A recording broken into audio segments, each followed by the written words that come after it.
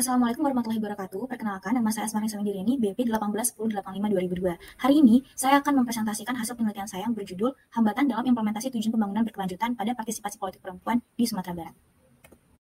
Pada bab 1 itu berbicara tentang latar belakang. Jadi latar belakang dipilihnya topik penelitian ini yaitu berawal dari ketertarikan saya terhadap SDGs. SDGs sendiri merupakan agenda pembangunan global yang dikeluarkan oleh PBB pada tahun 2015 dengan 17 tujuan dan 169 indikator. SDGs sendiri kemudian diadopsi di Indonesia melalui TPB yaitu tujuan pembangunan berkelanjutan. Nah, dalam TPB ini pun juga terdapat 17 tujuan di mana pada tujuan 5 itu berbicara tentang kesetaraan gender. Kesetaraan gender sendiri memiliki 12 indikator dan pada target 5.5 berbicara tentang keterwakilan perempuan di parlemen. Nah, hal yang menarik, keterwakilan perempuan di parlemen itu ada kuota 30% yang harus diisi oleh perempuan, baik secara pusat maupun di daerah. Namun, berdasarkan hasil dari IDG, yaitu Indeks Pemberdayaan Gender, kuota 30% tersebut tidak pernah dipenuhi, baik secara nasional maupun di daerah di Indonesia. Nah, salah satu provinsi yang belum mencapai target tersebut yaitu Sumatera Barat. Sumatera Barat itu pada tahun 2019 menjadi 3 provinsi terendah IDG termasuk di bagian keterwakilan perempuan di parlemennya. Hasil IDG pada tahun 2019 itu menunjukkan bahwa Provinsi Sumatera Barat itu hanya ada 4% dari total kursi yang ada di parlemen itu diduduki oleh perempuan. Berarti itu hanya sekitar 3-5 kursi yang diduduki oleh perempuan dari total 65 kursi. Padahal secara budaya, Sumatera Barat itu menganut sistem matrilineal, yaitu sistem yang memungkinkan terciptanya masyarakat egaliter atau masyarakat yang setara antara perempuan dan laki-lakinya. Dan juga sejarah masa lalu tentang kepemimpinan Bundo Kanduang dalam rumah gadang juga seharusnya membuat perempuan dapat terlibat aktif dalam aktivitas publik. Namun nyatanya hal tersebut tidak terjadi di Sumatera Barat. Sehingga masalah yang dapat dirumuskan yaitu Indeks Pemberdayaan Gender di Indonesia itu meningkat drastis pada tahun 2019. Namun hal ini tidak sejalan dengan perkembangan Indeks Pemberdayaan Gender di daerah yang justru menurun salah satunya di Sumatera Barat. Padahal Sumatera Barat menganut sistem budaya matrilineal yang seharusnya menjadi keistimewaan dan keunggulan dalam penerapan kesetaraan gender. Indeks Pemberdayaan terendah di Sumatera Barat terletak pada indikator keterwakilan perempuan di parlemen. Pertanyaan penelitian yang diangkat adalah apa hambatan yang sebenarnya dihadapi oleh Sumatera Barat dalam mendorong partisipasi keterwakilan perempuan di parlemen tingkat provinsi pada tahun 2019 hingga pada tahun sekarang 2022. Nah, tujuan dalam penelitian ini yang pertama adalah menganalisis hambatan yang dihadapi Sumatera Barat dalam mendorong partisipasi keterwakilan perempuan di parlemen tingkat provinsi dan juga menganalisis partisipasi keterwakilan perempuan di parlemen dalam kerangka SDGs. Manfaat penelitian seperti bisa teman-teman lihat pada layar yaitu menambah referensi literatur dan juga menambah wawasan bagi masyarakat luas. Harapannya begitu. Untuk tinjauan pustaka itu ada banyak literatur yang penulis gunakan dan yang mayoritas digunakan itu berasal dari 5 sumber ini yang bisa teman-teman baca pada layar.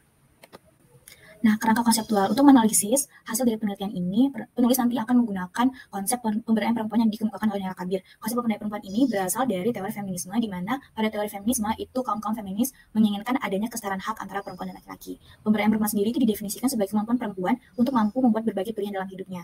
Dalam pemberdayaan perempuan yang dikemukakan oleh Nela Kadir itu terdapat 3 variabel. Yang pertama ada resources atau sumber daya, yang kedua ada agensi, dan yang ketiga ada achievement. Metodologi penelitian. Nah, jenis penelitian ini yaitu deskriptif kualitatif. Batasan penelitiannya itu dari tahun 2019 sampai 2002. Data yang digunakan itu data primer berupa data wawancara dan juga data sekunder berupa literatur review. Dan juga unit analisis dalam penelitian ini adalah keterwakilan perempuan di parlemen dengan unit eksplanasinya adalah Sumatera Barat. Teknik pengolahan datanya berupa data yang pertama itu harus dicari dan juga kemudian direduksi atau dipilah, lalu data dikelompokkan atau diklasifikasi, kemudian data itu disajikan atau diinterpretasi, lalu dilakukan triangulasi data, kemudian baru ditarik kesimpulan. Sistematika kepenulisan itu pada bab 1 ada pendahuluan, bab 2 berbicara tentang materi Sumatera Barat dan juga SDGs, bab 3 berbicara tentang politik dan pemberdayaan perempuan di Sumatera Barat, bab 4 berbicara tentang hambatan yang dihadapi oleh Sumatera Barat dalam mendorong partisipasi keterwakilan perempuan di parlemen, yaitu hasilnya nanti akan ada di bab 4, yang kemudian di bab 5 itu ada kesimpulan dan juga saran. Lalu di bab 2 itu bercerita tentang matrilineal, Minangkabau dan juga Sustainable Development Goals. Ada 3 subbab. Yang pertama di subbab 2.1 itu berbicara tentang pemberdayaan perempuan di Indonesia. Di mana sebenarnya pemberdayaan perempuan di Indonesia itu sudah ada dalam rancangan pembangunan jangka panjang nasional atau RPJPN yang dibentuk setiap 20 tahun sekali, yaitu dari tahun 2005 sampai 2025, dan juga RPJM atau rencana pembangunan jangka menengah yang dibuat tiap 5 tahun sekali. Dimensi gender dan juga pemberdayaan perempuan itu sudah dimasukkan ke dalam rencana pembangunan ini, di mana dampak yang terjadi setelah adanya rencana pembangunan ini yaitu terjadi peningkatan kualitas hidup perempuan di berbagai bidang, menurunnya kekerasan berbasis gender, eksploitasi dan diskriminasi terhadap perempuan, lalu memperkuat kelembagaan dan keharusutamaan gender, serta adanya data terpilah berdasarkan statistik dan juga gender. Itulah. Lalu pada subbab 2.2 yaitu tentang sistem matrilineal di Sumatera Barat, di mana perempuan itu istimewa. Jadi seperti yang kita tahu, sistem matrilineal itu menurunkan garis keturunannya berdasarkan garis ibu, beda dengan patrilineal yang biasanya kita itu diturunkan melalui garis ayah.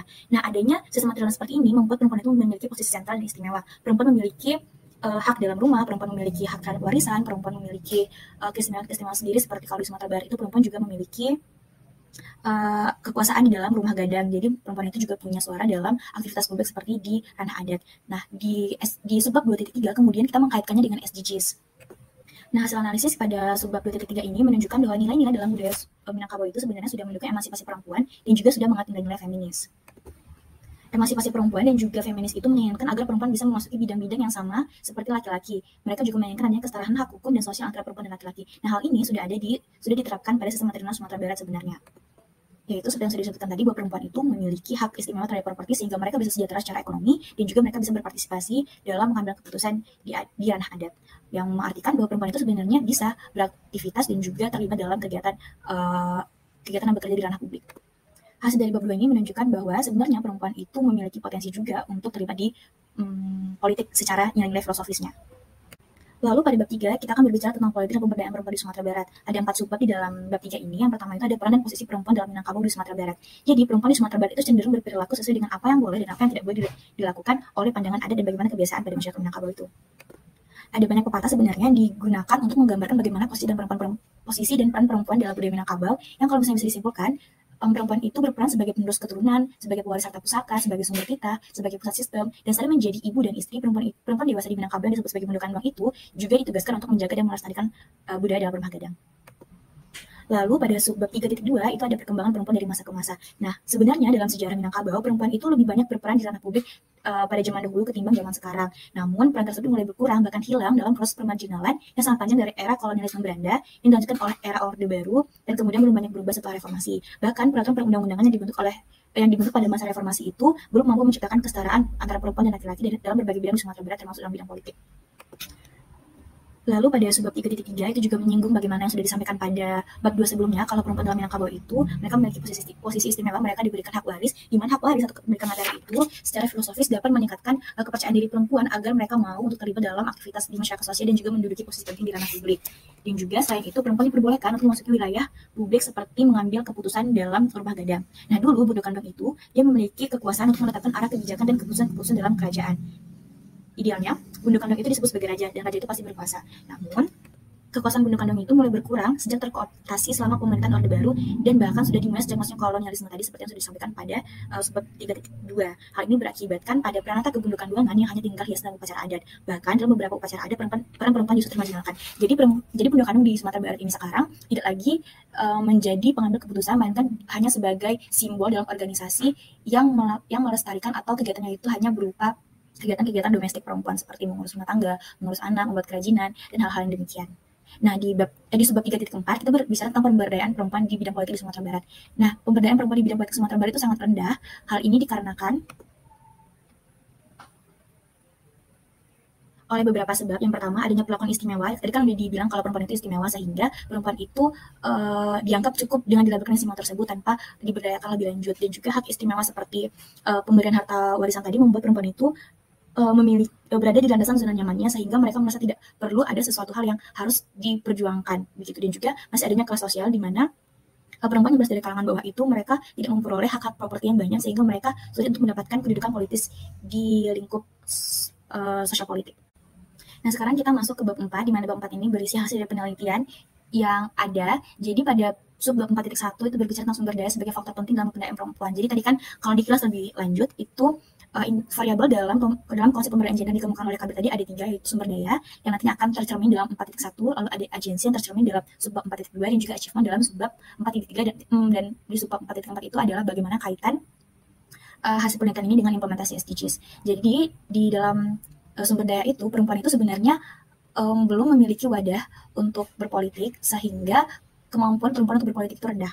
Hal ini dikarenakan dalam budaya masyarakat Minangkabau itu terdapat yang namanya budaya balapau, dan budaya balapau itu hanya boleh diikuti oleh laki-laki. Akan aneh jika ada perempuan yang ikut dalam budaya balapau, sedangkan di dalam budaya balapau itu laki-laki belajar bagaimana caranya berpolitik. Lalu partai politik sendiri di Sumatera Barat itu tidak melakukan proses kaderisasi dengan baik, sehingga perempuan itu sudah dia tidak mendapatkan pengalaman melalui budaya-budaya tadi, dan juga mereka tidak mendapatkan secara formal mereka juga tidak mendapatkan pengkaderan yang cukup tentang bagaimana cara berpolitik oleh partai politik. Sedangkan organisasi-organisasi perempuan seperti Bundu Kandang, PKK, dan yang sejenisnya itu mereka tidak mengajarkan bagaimana cara berpolitik. Mereka lebih mengarah kepada hal-hal yang bersifat domestik saja. Lalu ada budaya politik masyarakat yang belum ramah gender.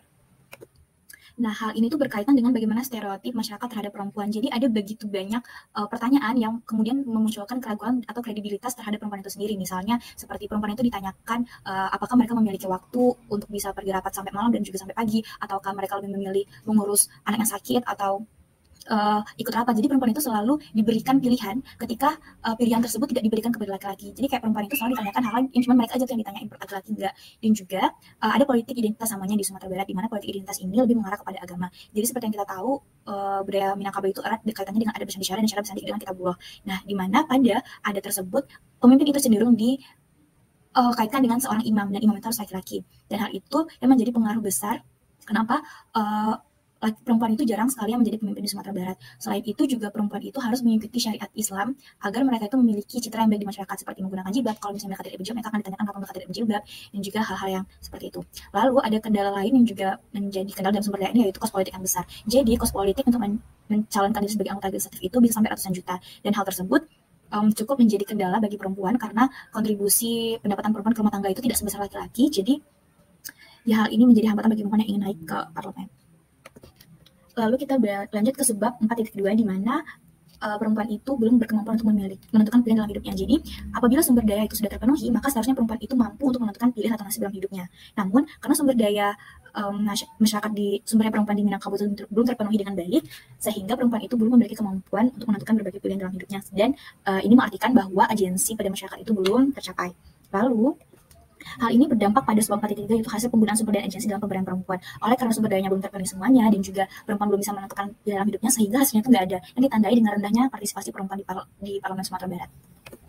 Lalu apa kaitannya hambatan partisipasi perempuan di Sumatera Barat ini dan juga kaitannya dengan implementasi SI 1 TPB? Jadi ketika partisipasi perempuan di politik Sumatera Barat atau politik daerah itu rendah, itu juga akan mempengaruhi bagaimana tercapainya atau terimplementasinya tujuan tersebut secara nasional. Jika secara daerah itu masih rendah, maka secara nasional itu juga pasti ikutan rendah, dan juga itu akan mempengaruhi bagaimana tujuan kesetaraan gender itu tercapai. Kalau misalnya Sumatera Barat akan terus seperti ini, maka tujuan kesetaraan gender itu akan sulit tercapai di Indonesia, karena dari daerah saja itu sudah.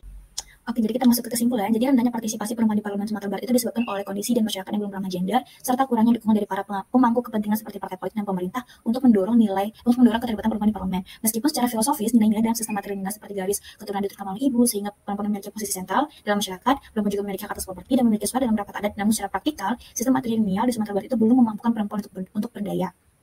Budaya yang berkembang pada masyarakat Sumatera Barat ataupun budaya patriarki seperti daerah di Indonesia pada umumnya, di mana laki-laki itu memiliki kuasa yang dominan di dalam publik yang membuat sulitnya perempuan itu untuk ikut berpartisipasi di ranah tersebut. Baiklah, mungkin sekian dari presentasi saya hari ini. Terima kasih kepada teman-teman sudah menonton. Jika ada yang ditanyakan, bisa ditanyakan di kolom komentar. Jangan lupa klik like dan subscribe channel YouTube Hayunan. Bye. Assalamualaikum warahmatullahi wabarakatuh.